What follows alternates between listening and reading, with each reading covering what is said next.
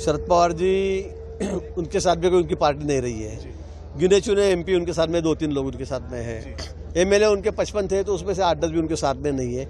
उनकी स्थिति बहुत खराब है और उनको अभी ऐसा लगता है क्योंकि मोदी जी के पीछे पूरा देश खड़ा हुआ है। दुनिया के सबसे लोकप्रिय नेता कौन है तो मोदी जी है और उनको देखकर उनकी हालत तो होने वाली है।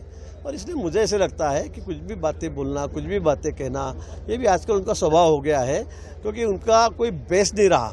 शिवसेना की जो हालत हुई वही एनसीपी की भी हुई है, शरद पवार गुट की, इसलिए वो ऐसी बातें कहते हैं। शरद पवार जी उनके साथ में कोई उनकी पार्टी नहीं रही है। गिने चुने एमपी उनके साथ में 2-3 लोग उनके साथ में हैं। एमएलए उनके 55 थे तो उसमें से 8-10 भी उनके साथ में नहीं है। उनकी स्थिति बहुत खराब है और उनको अभी ऐसा लगता है क्योंकि मोदी जी के पीछे पूरा देश खड़ा हुआ है। दुनिया के सबसे लोकप्रिय नेता कौन है तो मोदी जी है और उनको देखकर उनकी हालत तो होने वाली है।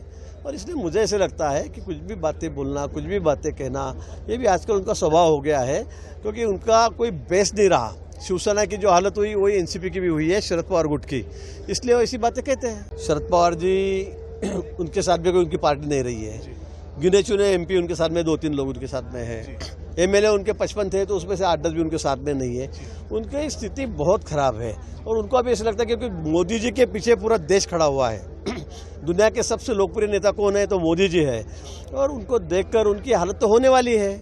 और इसलिए मुझे ऐसे लगता है कि कुछ भी बातें बोलना, कुछ भी बातें कहना, ये भी आजकल उनका स्वभाव हो गया है क्योंकि उनका कोई बेस नहीं रहा। शिवसेना की जो हालत हुई वही एनसीपी की भी हुई है, शरद पवार गुट की, इसलिए वो ऐसी बातें कहते हैं। तो इसे लाइक और शेयर जरूर करें और हाँ, हमें सब्सक्राइब और फॉलो करना ना भूलें ताकि आप देश और दुनिया की कोई खबर मिस ना करें।